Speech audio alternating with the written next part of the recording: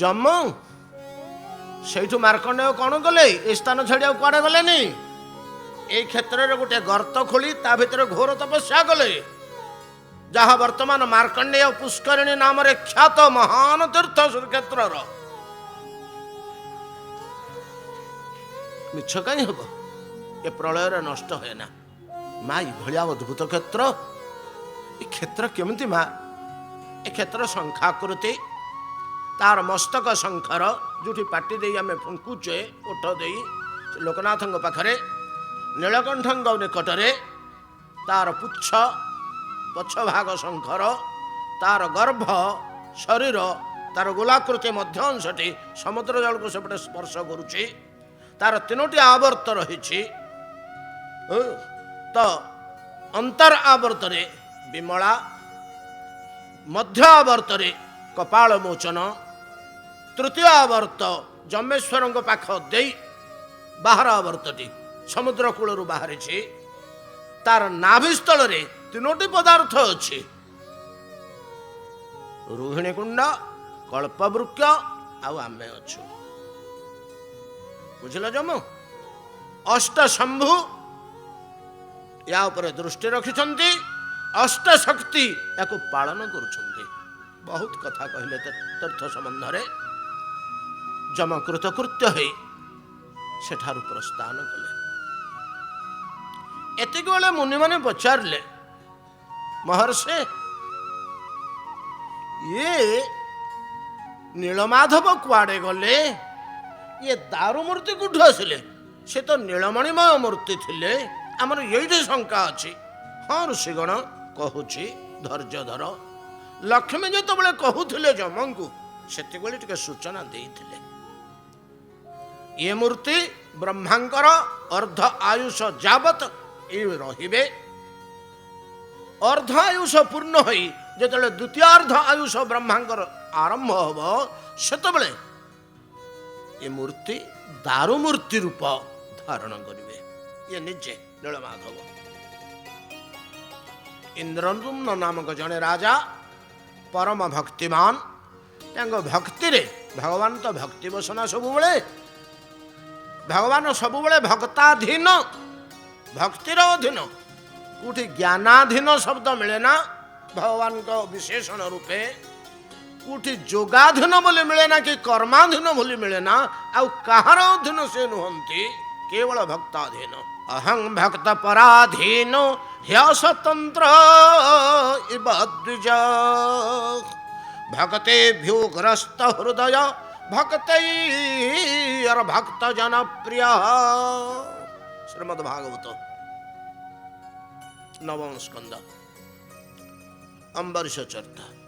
ଦୁର୍ବାସାଙ୍କୁ କହୁଛନ୍ତି ଏ ବାକ୍ୟଟି। ଅହଂ ଭକ୍ତ ପରାଧୀନ ହି ନିଶ୍ଚୟାତ୍ମିକା ଅବ୍ୟୟ ହି। ଏହା ସୁନିଶ୍ଚିତ ଯେ ହି ଅସ୍ୱତନ୍ତ୍ର, ମୁଁ ସ୍ୱାଧୀନ ନୁହେଁ, ମୁଁ ପରାଧୀନ। ପ୍ରଭୁ ତୁମେ କାହା ଅଧୀନ ହୁଏ? ମୋ ଭକ୍ତର ମୁଁ ଅଧୀନ, ଆଉ କାହାର ଅଧୀନ ନୁହେଁ। ବୋଲ ଭକ୍ତ ବତ୍ସଲ ଭଗବାନ କି।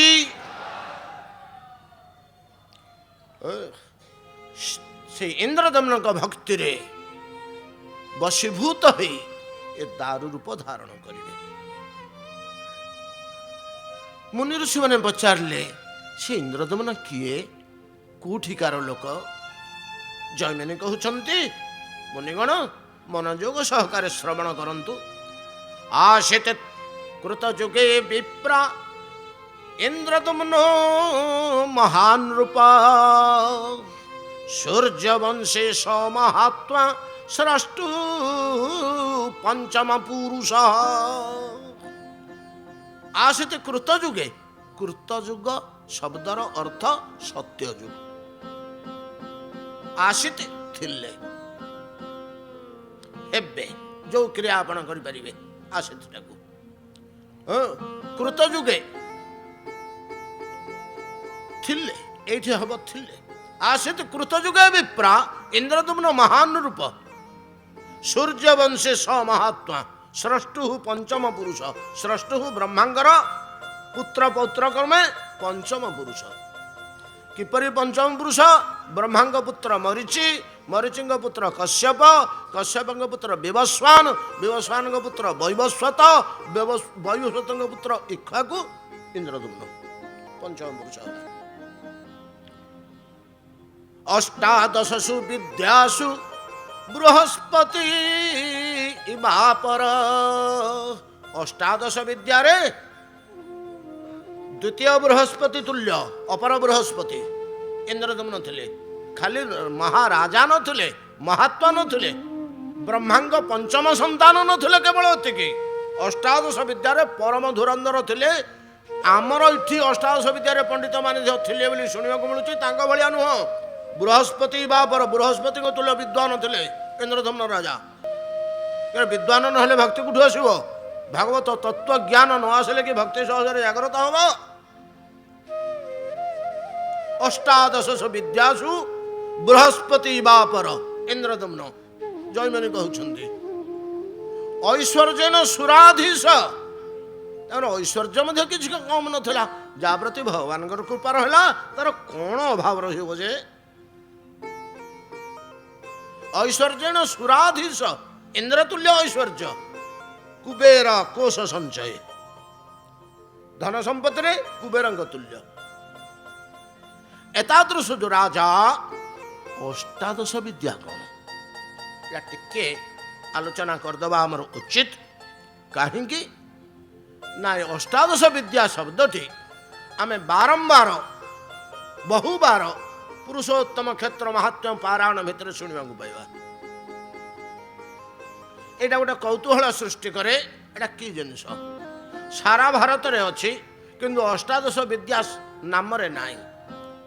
କଣ ନାମରେ ଅଛି? ସାରା ଉତ୍ତର ଭାରତରେ ଅଛି 4 ବେଦ 14 ଶାସ୍ତ୍ର।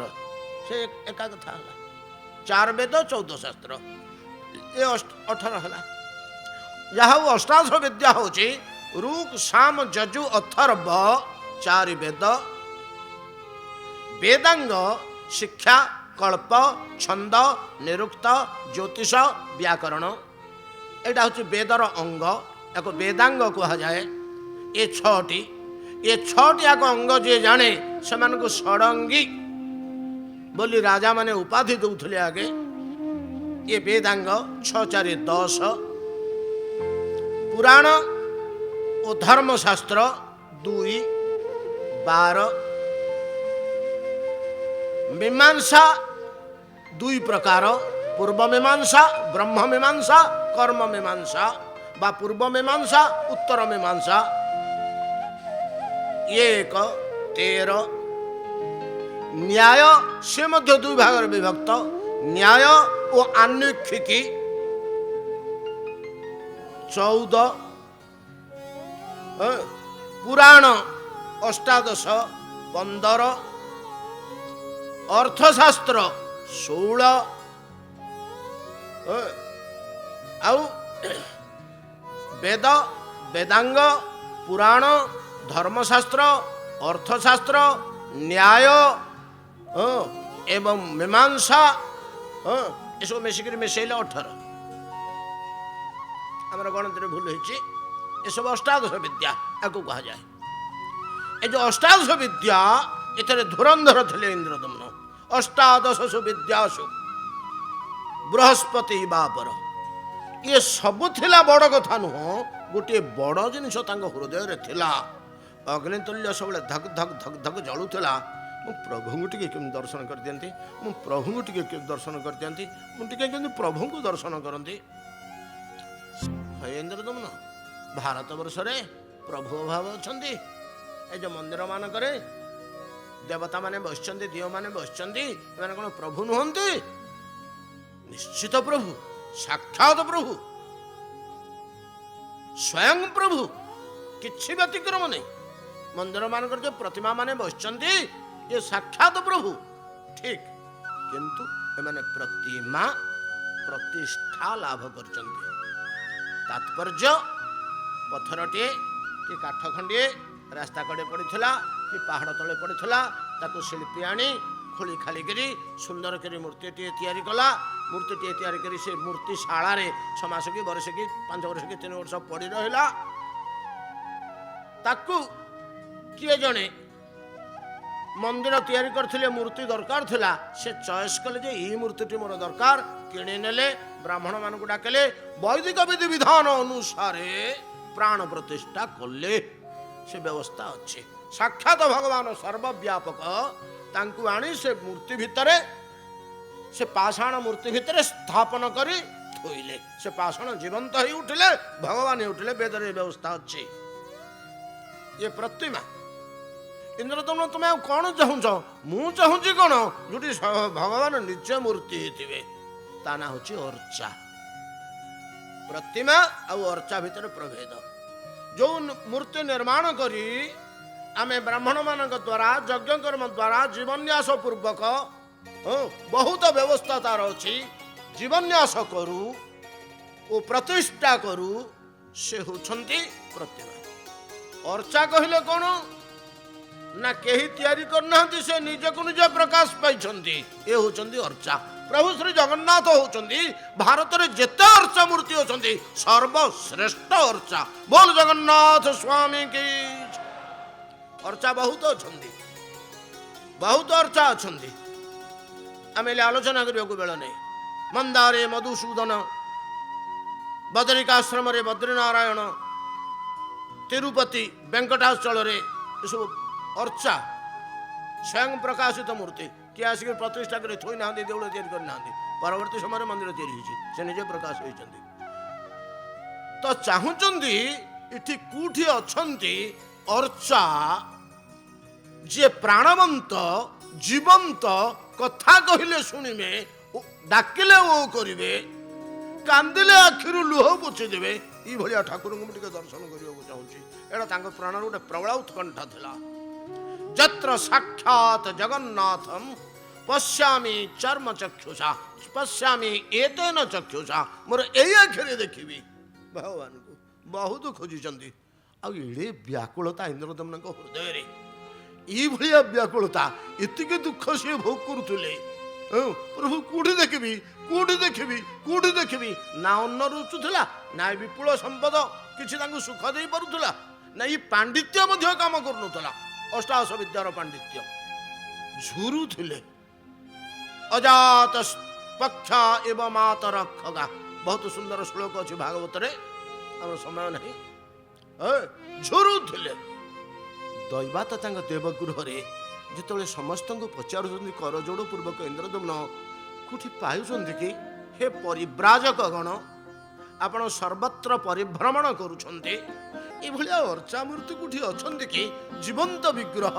मु जाहु टिके दर्शन करंती तांकर कातर हृदयर करुण वाक्य श्रवण करी सेठी जने जटाधारी पुरुष थिले बसी थिले से छिड़ा हले महाराज प्रभुंग कृपा हले ए जगत रे किछि दुर्लभ नुहे अछंती आपण सूचना करंतु नहीं आपण निश्चित भाव में दर्शन करने को पाइबे जदि सेठिक जीवे और चेष्टा करेंगे मु अनुमान करुच्ची प्रभु कृपा करी आपन को निश्चय दर्शन देवे कहीं ना आपण हृदय जो उत्कंठा आपण अंतर जो आवेग प्रभु प्रति आपणकर जो आकर्षण भाव एगुड़िक नथिले कि बहुत कृपा मिले एगुड़िक भरपूर होकर इंद्रदम्न आपण भितर आप अवश्य प्रभुଙ୍କର दर्शन पाइबे बोली मोर आशा शुणु ओड्र नामक एक देश अच्छी महानदी पार होकर आरपट को पलि जाए घंच अरण्य जनमानव शून्य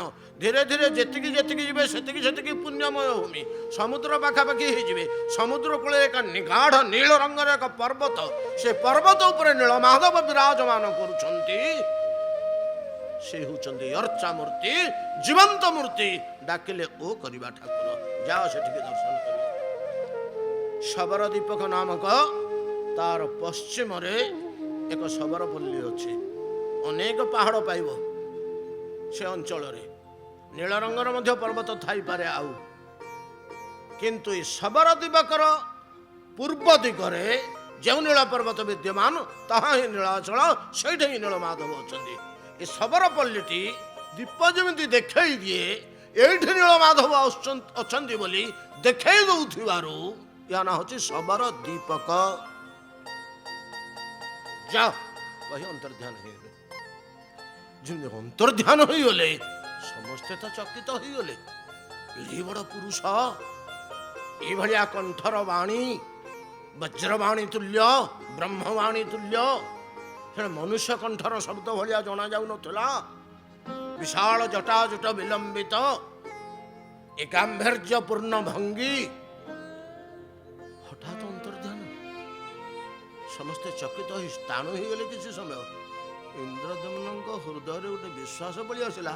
ପ୍ରଭୁ ପ୍ରଭୁ ପ୍ରଭୁ, ମୋ ଦୁଃଖ ଜାଣି ଆପଣ ନିଜେ ଆସି କହିଦେଲ କି ପ୍ରଭୁ, ଆପଣ ନିଜ ପ୍ରକାଶ ହେଇ କହିଦେଲେ କି ପ୍ରଭୁ। ଏ ବିଶ୍ୱାସଟା ତାଙ୍କର ଏକଦମ ବଜ୍ର ଦୃଢ଼ ହେଇଗଲା ହୃଦୟରେ। ପ୍ରଭୁ ନିଜେ ଆସି କହିଲେ। ସାଙ୍ଗେ ସାଙ୍ଗେ ମନ୍ତ୍ରୀ ପୁରୋହିତଙ୍କ ହାତ ଧରି ପକାଇଲେ। କହିଲେ, ପୁରୋହିତ ମହାଶୟ, ଆପଣଙ୍କୁ ପ୍ରଣାମ। କୃପା କରିକିରି ଟିକେ ମୋର ଏ ବ୍ୟବସ୍ଥା କରିଦିଅନ୍ତୁ, କେମିତି ପ୍ରଭୁଙ୍କର ଦର୍ଶନ ପାଇବି।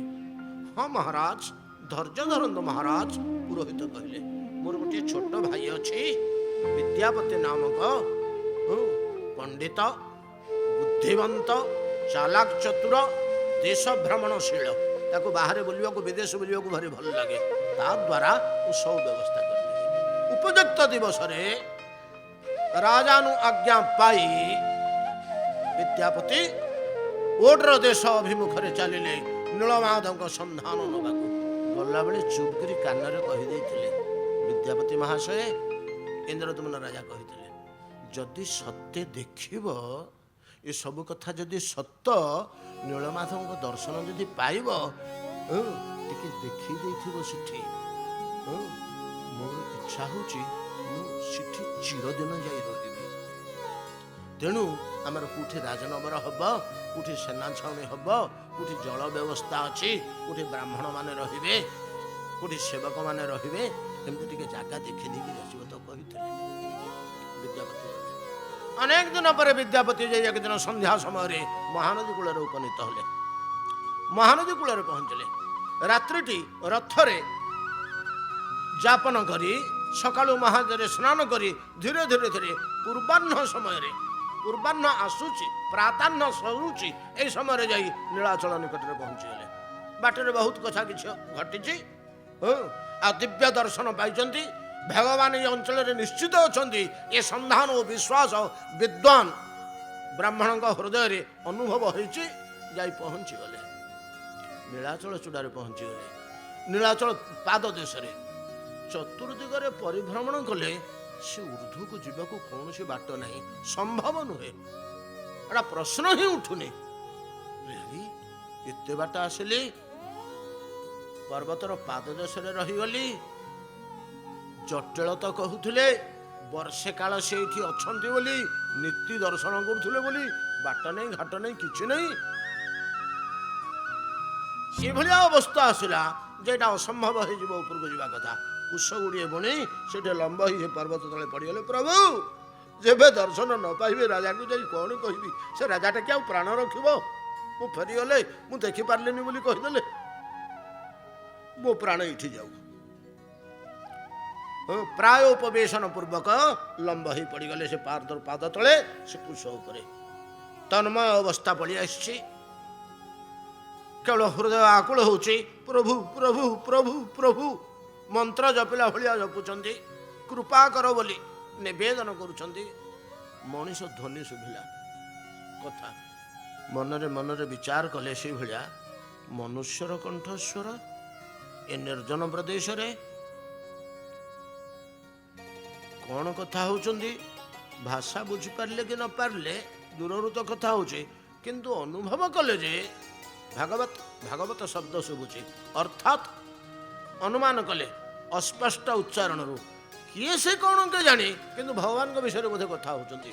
ଏବଂ ସେ ଭାଷା ଭକ୍ତିପୂର୍ଣ୍ଣ, ଯେଉଁଠି ଭକ୍ତି ରସ ସେ ଆଳାପ ଆଲୋଚନାରୁ ବହିଯାଉଛି। ଉଠିଲେ, ଯେଉଁ ଦିଗରୁ ଶବ୍ଦ ଶୁଭୁଥିଲା ସେ ଦିଗକୁ ଗଲେ। ସେ ଦିଗକୁ ଯାଇ ଦେଖିଲେ, କେଞ୍ଚିତ ଦୂରରେ ନୀଳାଚଳ ପାଦ ଦେଶରୁ ଘଞ୍ଚ ଅରଣ୍ୟାନି ଲତା ପରିବେଷ୍ଟିତ ଏକ ଅଞ୍ଚଳରେ ପୃଥକ ପୃଥକ ଭାବେ ଗୁଡ଼ିଏ ଶବର ବାସ କରିବା ଭଳିଆ ଗୃହ ରହିଛି। ଏବଂ ତାର ଗ୍ରାମ ମୁଣ୍ଡରେ ଏକ ବିଶାଳ ବୃକ୍ଷ ଏବଂ ମଣ୍ଡପ ରହିଛି, ସେଇଠି ଯାଇକି ଟିକେ ଇସ୍ତତ ଚାହିଁଲେ, ଚାହିଁକିରି ଟିକେ ବସିଛନ୍ତି ସେ ମଣ୍ଡପରେ। ହଠାତ୍ ଦେଖିଲେ ନୀଳ ପର୍ବତ ଉପରେ ଚନ୍ଦ୍ର ଭଳିଆ କ'ଣ ଗୋଟିଏ ଉଜ୍ଜଳ ଦେଖାଯାଉଛି। ସେ ନୀଳ ରଙ୍ଗରେ ସ୍ପଷ୍ଟିକର ଆଭା ବିଚ୍ଛୁରିତ ହେଉଛି। ନିରୀକ୍ଷିକିରି ଚାହାନ୍ତି ତ ଜଣେ ମହାନ ମହାତ୍ମା ଯେ ବିଷ୍ଣୁ ଭକ୍ତିରେ ଭରପୁର, ଯାହାଙ୍କର ପାଦଠାରୁ ମସ୍ତକ ପର୍ଯ୍ୟନ୍ତ କେବଳ ଭକ୍ତିମୟ ହୋଇ ଉଠିଛି, ଗଡ଼ି ଯାଉଛି, ଭକ୍ତିରସ ଦେହରୁ ନିଗିଡ଼ି ଯାଉଛି। ସେ କଣ୍ଠରେ ମାଳା ଧାରଣ କରିଛନ୍ତି, ଦେହରେ ଚନ୍ଦନ ବୋଳି ହେଇଛନ୍ତି, ଆଉ କ'ଣ କ'ଣ ପ୍ରସାଦ ଗୁଡ଼ିଏ ଧରିଛନ୍ତି। ଟଳି ଟଳି ଆସୁଛନ୍ତି। ଭାବ ବିହଳିତ ଅବସ୍ଥାରେ ବାହ୍ୟ ଜ୍ଞାନ କିଞ୍ଚିତ ଅଛି, ଅଧିକାଂଶ ଭାବରେ ଲୁପ୍ତ। ଏଇଭଳିଆ ଟଳି ଯେତେବେଳେ ଆସୁଛନ୍ତି ଦେଖିଦେଲେ, ଓହୋ ଓହୋ, ସାକ୍ଷାତ ଭକ୍ତି ଦେବି କି ଏଇ ରୂପରେ ଆସୁଛନ୍ତି। ମୋ ଜୀବନ ଧନ୍ୟ। ବିଦ୍ୟାପତି ମନରେ ବିଚାର କରୁଛନ୍ତି, ମୋ ଜୀବନ ଧନ୍ୟ। କାହିଁକି? ଦୁର୍ଲଭଂ ମାନୁଷ ଦେହ ଯଦ୍ୟପି କ୍ଷଣ ଭଙ୍ଗୁରା, ତତ୍ରାତି ଦୁର୍ଲଭଂ ମନ୍ୟେ ବୈକୁଣ୍ଠ ପ୍ରିୟ ଦର୍ଶନଂ। ଶ୍ରୀମଦ୍ ଭାଗବତ 10ମ ସ୍କନ୍ଧ। ଦୁର୍ଲଭଂ ମାନୁଷಂ ଦେହಂ ଯଦ୍ୟପି କ୍ଷଣ ଭଙ୍ଗୁର। କୋଉ ମୁହୂର୍ତ୍ତରେ ଏଇଟା ନଷ୍ଟ ହୋଇଯାଇପାରେ କହିହେବନି ଯଦିଓ ସତ, ତଥାପି ଏଇ ଦେହରେ ସବୁଠାରୁ ବଡ଼ ଦୁର୍ଲଭ ହେଲା ଦୁର୍ଲଭ ମାନୁଷ ଦେହ। ଦୁର୍ଲଭ, ସୁଦୁର୍ଲଭ, ଅତି ଦୁର୍ଲଭ, ତିନିଟା ଜିନିଷ ଅଛି ଆମ ଶାସ୍ତ୍ରରେ ନିରୂପଣ ହେଇଛି। ବିଶେଷ ବର୍ଣ୍ଣନା କରି କହିବାକୁ ହେଲେ ସମୟ ନାହିଁ, ପ୍ରସଙ୍ଗ କ୍ରମେ ଆସିଲେ ଆଲୋଚନା କରିବା। ଦୁର୍ଲଭ ମନୁଷ୍ୟ ଦେହ।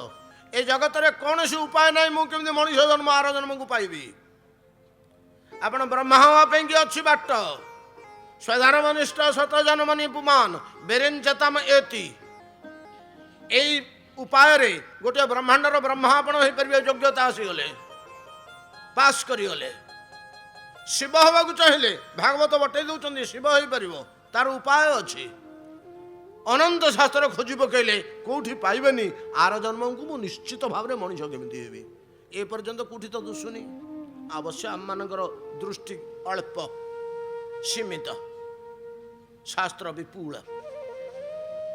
ତେଣୁ ମନୁଷ୍ୟ ଦେହ ଦୁର୍ଲଭ। ମନୁଷ୍ୟ ଶରୀରଟା ଭଗବାନଙ୍କର କୃପା ଦତ୍ତ, ନିଜ କୃତ, ନିଜ ଅର୍ଜିତ, ନିଜ ସାଧନର ଫଳ ସ୍ୱରୂପ ନୁହେଁ। ତେଣୁ ଦୁର୍ଲଭ ମଣିଷ ଦେହ। ସୁଦୁର୍ଲଭ କ'ଣ? ଜ୍ଞାନତଃ ସୁଲଭା ମୁକ୍ତି ଭୁକ୍ତି ଯୋଗତଃ କର୍ମତଃ ସେୟଂ ସାଧନ ସାହସ୍ରୈ ହରିଭକ୍ତି ସୁଦୁର୍ଲଭା। ମନୁଷ୍ୟ ଦେହ ଦୁର୍ଲଭ, ହରିଭକ୍ତି ସୁଦୁର୍ଲଭ। ଆହୁରି ଗୋଟିଏ ଅଛି ଅତି ଦୁର୍ଲଭ। ତତ୍ରାତି ଦୁର୍ଲଭଂ ମନ୍ୟେ ବୈକୁଣ୍ଠ ପ୍ରିୟ ଦର୍ଶନ। ଭଗବାନ ଯାହାକୁ ଭଲ ପାଉଛନ୍ତି, ଭଗବାନଙ୍କର ଗୋଟିଏ ନାଁ ହେଉଛି ବୈକୁଣ୍ଠ। ତାଙ୍କ ଧାମ ମଧ୍ୟ ବୈକୁଣ୍ଠ, ସେ ନିଜେ ମଧ୍ୟ ବୈକୁଣ୍ଠ। ତ ବୈକୁଣ୍ଠ ପ୍ରିୟ ଭଗବାନଙ୍କର ପ୍ରିୟ ଲୋକଟିଏ ଯଦି ଆମେ ଦେଖିଦେଲେ ତାର ଦର୍ଶନ, ତା ସାଥିରେ ସଙ୍ଗ, ଏଇଟା ହେଉଛି ଅତି ଦୁର୍ଲଭ। ସେ ଅତି ଦୁର୍ଲଭ ଆଜି ମତେ ମିଳିଗଲା। ବିଦ୍ୟାପତି ଭାବୁଛନ୍ତି ସେ ଅତି ଦୁର୍ଲଭ ଆଜି ମିଳିଗଲା। ଏଠି ଯାହା ବର୍ଣ୍ଣନା ଅଛି, ପରବର୍ତ୍ତୀ ବିଶ୍ୱାବସୁଙ୍କର ଆଚରଣ ଯାହା ଅଛି, ଶ୍ରୋତୃମଣ୍ଡଳୀ କ୍ଷମା କରିବେ, ଆମେ ତାଙ୍କୁ ଜଣେ ଶବର ବୋଲି ଭାବୁଛେ। କୌଣସି ମୁନି ଋଷି ତାଙ୍କ ସେଥିରେ ସମାନ ନୁହନ୍ତି। ଆମେ ଶାସ୍ତ୍ର ଦେଖିନେ ବୋଲି ଗୁଡ଼ା ଜାଣୁ, ଏ ଜ୍ଞାନ ଆମର ହଉନି। ଯେମିତି ବିଶ୍ୱାବସୁ ପଳେଇ ଆସୁଛନ୍ତି ପର୍ବତ ଉପରୁ ଓହ୍ଲେଇ ପାଦ ଦେଶକୁ ପଳେଇ ଆସିଲେ, ବିଦ୍ୟାପତି ଦୌଡ଼ି ପଳେଇଲେ ପାଖକୁ।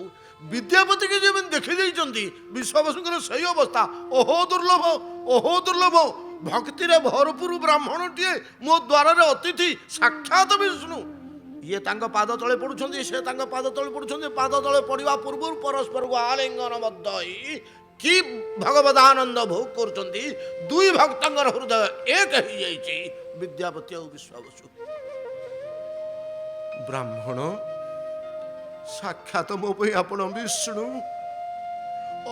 ଅତିଥି ଅଭ୍ୟାଗତ, ପ୍ରଥମ କର୍ତ୍ତବ୍ୟ ମୋର ଆପଣ କ୍ଳାନ୍ତ ଶ୍ରାନ୍ତ ଦୁଶୁଛନ୍ତି ବହୁଦିନ ଯେମିତି ଆପଣଙ୍କର ଖାଇବା ଶୋଇବା ସୁବିଧା ହେଇନି ସେଇଭଳି ଆପଣଙ୍କର ଅଙ୍ଗ ଲକ୍ଷଣ ଦେଖାଯାଉଛି। ହେ ବନ୍ଧୁ, ହେ ଭକ୍ତ, ହେ ସଖେ, ଦି ଜଣ ପରମ ମିତ୍ର ପରମ ସଖା ହେଇଯାଇଛନ୍ତି, ଡକାଡକି ହେଇଛନ୍ତି ସଖା ବୋଲି ମିତ୍ର ବୋଲି। ହେ ସଖେ, ପ୍ରଥମେ ଆପଣ କଣ ଟିକେ ଭୋଜନ କରି ପକାନ୍ତୁ, ତାପରେ ବାସ କଥା ହେବା। ଫଳେର ବା ପାକେନ ବିପ୍ର ପ୍ରାଣ ଯାତ୍ରା ଭବେତ ତବ। ବିଶ୍ୱାସ ଅନୁଭବ କରୁ ଯଦି ମୁଁ ଶବର ଏ ଶୁଦ୍ଧ